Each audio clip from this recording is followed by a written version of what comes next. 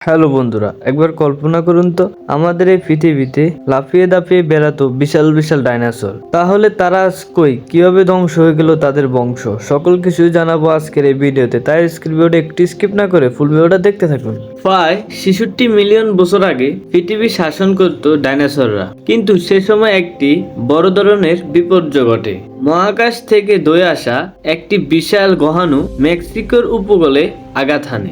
এর ধাক্কা ছিল পারমাণবিক বোমার চেয়েও কয়েক গুণ বেশি। এই আঘাতের ফলে বিশাল ধুলাবালি মেঘ পুরো আকাশ ঢেকে ফেলে। সূর্যের আলো পৃথিবীতে পৌঁছাতে পারছিল না।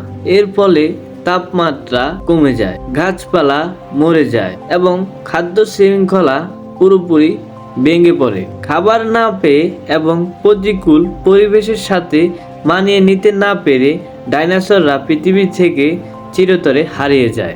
এভাবেই শেষ হয় পৃথিবীর শাসনকারী এই বিশাল প্রাণীর রাজত্ব। ডাইনোসরের কোন প্রজাতি আপনার সবচেয়ে পছন্দ কমেন্টে জানাতে ভুলবেন না। আর এমন আরো ভিডিও পেতে আমাদের চ্যানেলটি সাবস্ক্রাইব করে আমাদের চ্যানেলের সদস্য হয়ে যান।